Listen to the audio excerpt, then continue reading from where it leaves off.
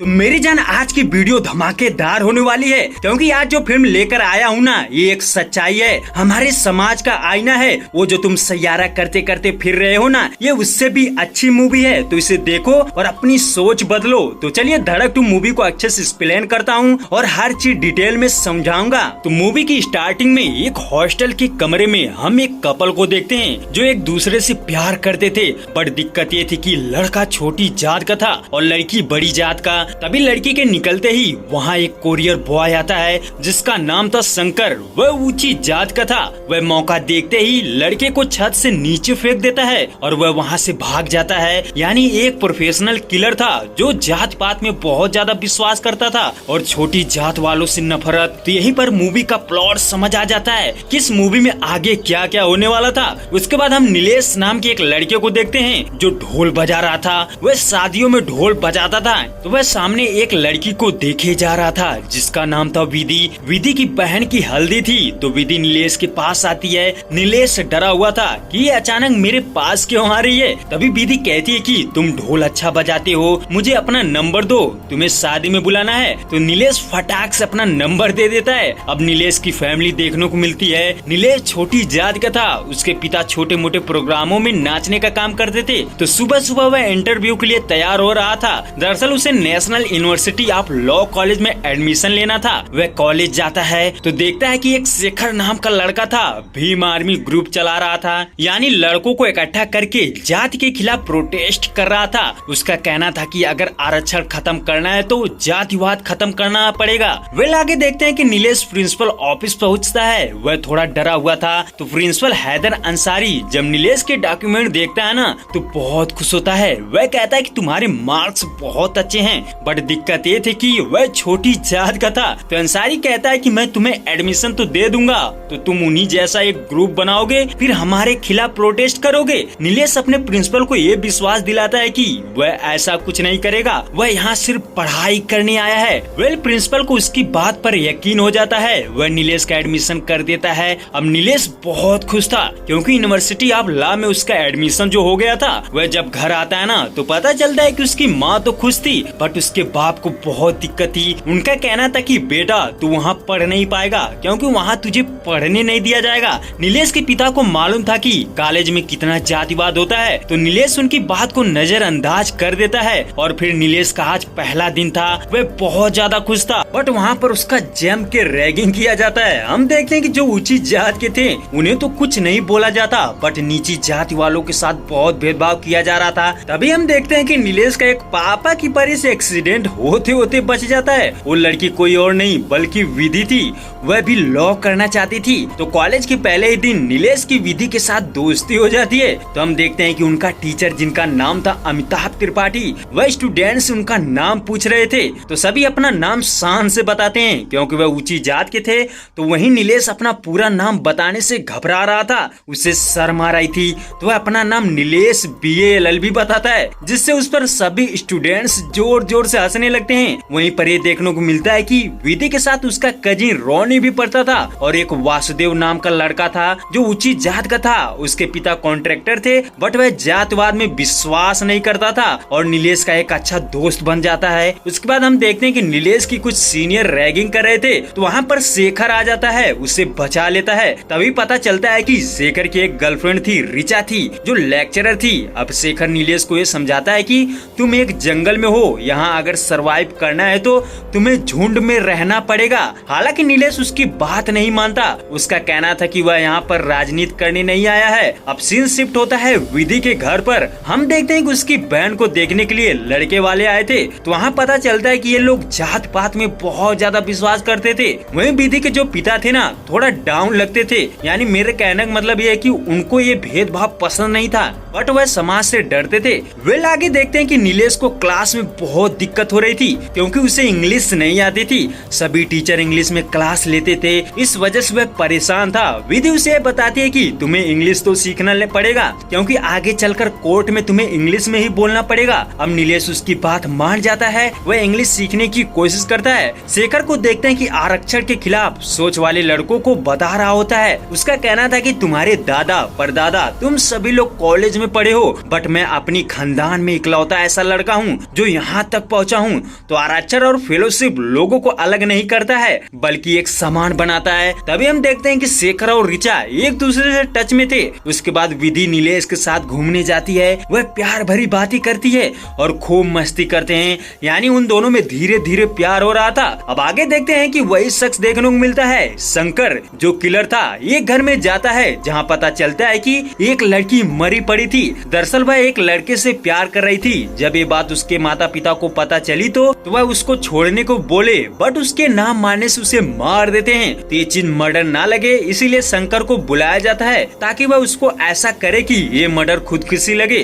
तो हम देखते हैं कि शंकर जैसे लड़की को फांसी पर लटकाने जाता है तो हम देखते हैं कि लड़की जिंदा थी, बट शंकर नहीं रुकता। वह फिर भी उस लड़की को मार देता है। इससे पता चलता है कि जितने भी प्यार करने वाले थे उनके माता पिता जब उनसे परेशान हो जाते थे तो शंकर को इस काम के लिए बुलाया जाता था। हालांकि शंकर ये काम करने के लिए किसी से पैसे नहीं लेता था, वह ये काम खुद की वजह से कर रहा था। दरअसल उसकी एक बहन थी जो किसी से प्यार करती थी तो इसने उसको भी मार दिया था। तब से लेकर आज तक वह प्यार करने वालों से जलता था। वेल अब कहानी आगे बढ़ती है। हम देख पाते हैं कि नीलेश क्लास में पढ़ रहा था। अब त्रिपाठी इंग्लिश में पढ़ा रहा था तो उसे कुछ समझ नहीं आता, इसीलिए वह वासुदेव के कहने पर 0-0 बनाता है। तभी त्रिपाठी देख लेता है और उसकी खूब बेइज्जती करता है। उसका कहना था कि ये जो लोग मेहनत करके इस सीट के लिए एंट्रेंस देते हैं ना, उनमें से बहुत कम सिलेक्ट होते हैं और ये है फ्री में कि एक सीट लेकर बैठे हैं। ये चीज नीलेश को बहुत बुरा लगती है। उसे त्रिपाठी क्लास से बाहर निकाल देता है। हम देखते हैं कि नीलेश एक जगह चुपचाप बैठा था। इतने में वहाँ पर विधि आ जाती है और यहीं पर नीलेश अपने पास्ट में हुई एक घटना को बताता है। दरअसल उसका एक बिरजू नाम का कुत्ता था, वह उसे बहुत मानता था। नीलेश और उसके दोस्त एक दिन तालाब के पास बैठे थे। वहीं पर वह बिरजू को नहला रहा था।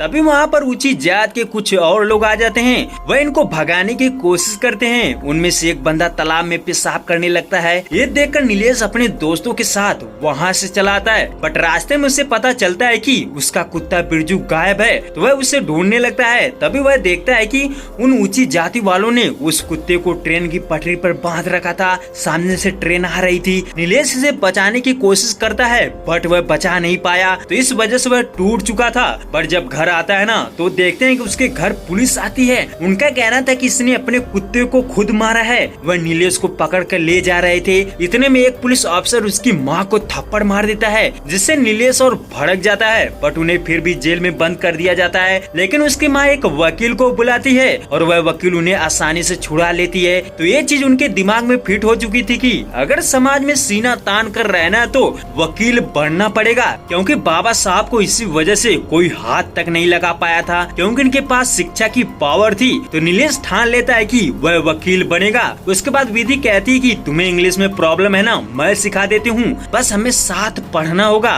तो वह कुछ दिन साथ पढ़ते हैं, जिससे उन दोनों को प्यार हो रहा था। वे बहुत खुश थे। तभी विधि अपनी बहन की शादी में नीलेश और वासुदेव को इनवाइट करने के लिए कार्ड लेती है, बट रोनी उसे मना करता है कि वह उनको ना बुलाए। बट विधि जबरदस्ती कार्ड ले लेती है और कॉलेज में आकर नीलेश को इनवाइट करती है। हालांकि शेखर नीलेश को अपने ग्रुप में शामिल करने के लिए प्रोटेस्ट करने के लिए बोलता है।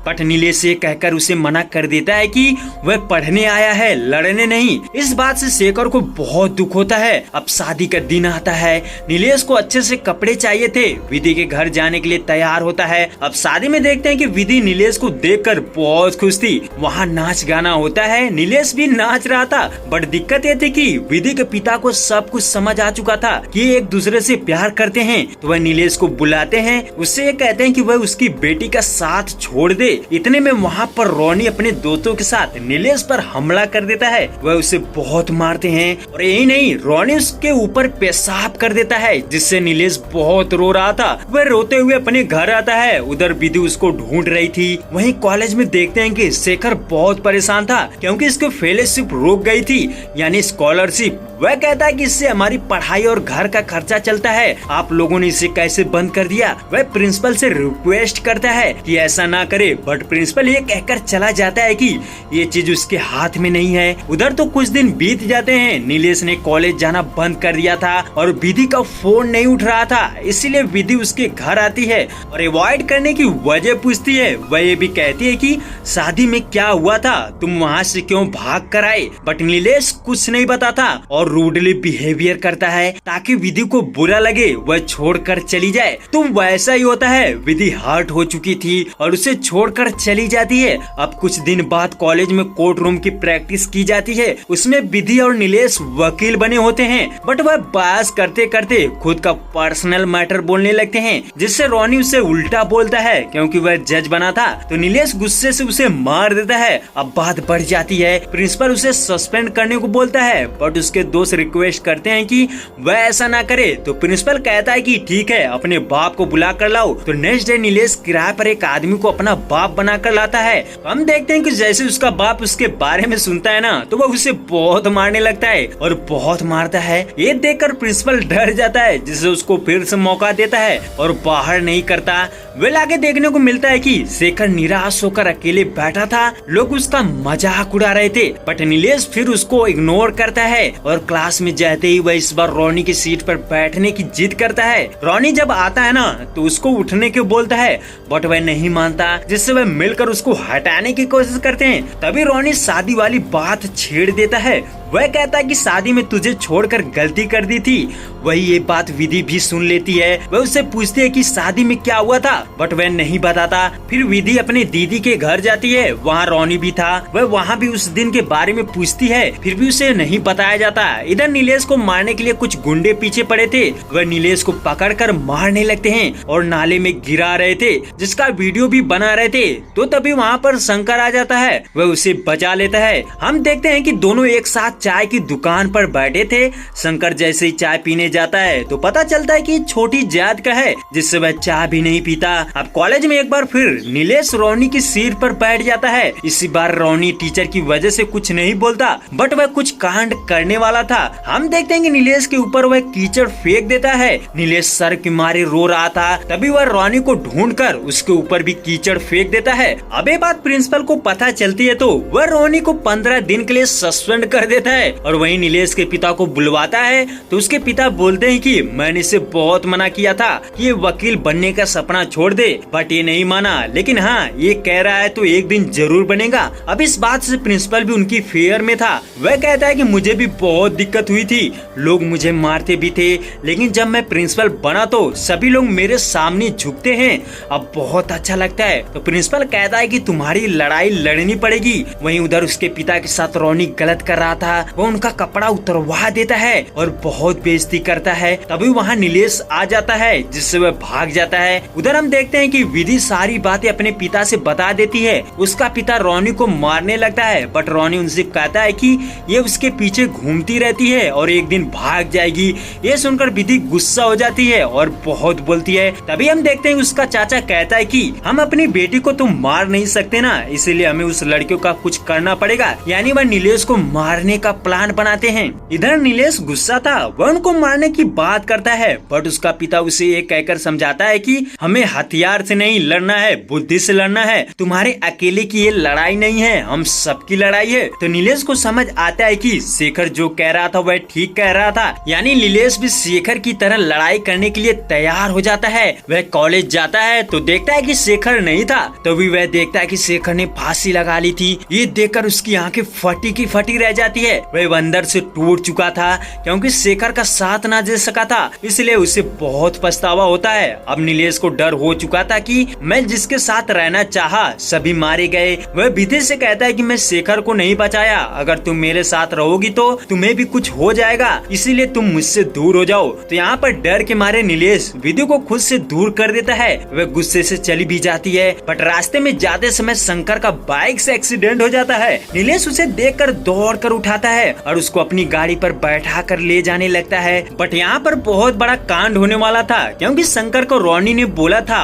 उसको मारने के लिए। वहीं पर पता चलता है कि शंकर ये काम पैसों के लिए नहीं बल्कि खुद के लिए करता था। इसके चक्कर में उसकी बहन मारी गई थी। तब से वह प्यार करने वालों से नफरत कर रहा था और उनको मार रहा था। पहले यहाँ पर कुछ दूर जाने के बाद शंकर नीलेश पर अटैक कर देता है। वह बहुत मारता है, फिर उसे एक पटरी पर बांधकर बगल में बैठ जाता है। वह इंतजार कर रहा था कि ट्रेन कब आए, बट ट्रेन के आते ही नीलेश पटरी से उतर जाता है। बट दूसरी साइड इतने में वह भागने लगता है, बट शंकर भी उसका पीछा करके पा जाता है। एक बार और लड़ाई हो जाती है, लेकिन इस बार नीलेश उसे बहुत मारता है। तभी देखते हैं कि रोनी वहाँ पर देखने के लिए आया था कि वह मरा कि नहीं मरा। ये देखकर नीलेश गुस्से से पागल हो जाता है। वह उसका पीछा करते करते उसके घर तक जाता है और बहुत मारता है। रोनी अपने घर वालों को बुलाता है, उसके घर वाले भी आते हैं, बट नीलेश उनके सामने मार रहा था। तभी एक लोहे से उसे मारने वाला था कि खुद को रोक लेता है। वह विधि को उसके सारे मोहल्ले वालों के सामने बोलता है, यानी शादी में क्या हुआ था। वह कहता है कि मैं वहाँ इसलिए गया था कि मुझे बुलाया गया था, बट इन लोगों ने मुझे मारा और मुझ पर पेशाब किया, वहाँ से भगा दिया और फिर मेरे ऊपर कीचड़ फेंका, अब जान से मारने की कोशिश की। ये सुनकर विधि रोने लगती है। उसका पापा भी पछतावा कर रहा था। नीलेश उन्हें जात पात के बारे में समझाता है। उसका कहना था कि आप लोग भले ही बड़े लोग हो, बट आपकी सोच छोटी है। तो यहाँ पर विधि सबके सामने उसको गले लगा लेती है और फिर सभी मान जाते हैं। यानी रोनी भी समझ चुका था कि मैं गलत कर रहा था। अब रही बात उस शंकर की, तो शंकर शर्म के मारे खुद पटरी पर लेटकर मर जाता है, क्योंकि वह पहली बार फेल हो चुका था। तो शंकर मर जाता है और नीलेश और विधि एक साथ हो जाते हैं। तो दोस्तों, ऐसी फिल्में समाज का आईना होती हैं। इस मूवी में जो भी कुछ दिखाया गया ना, भले ही काल्पनिक है बट ये सच है, क्योंकि आज के टाइम पर भी ऐसा होता है। आज भी हमारे देश में जातिवाद है, यह तभी खत्म होगा जब हम अपनी सोच बदलेंगे। तो दोस्तों, ये मूवी मुझे तो बहुत पसंद आई। आपको कैसी लगी कमेंट करके जरूर बताएं।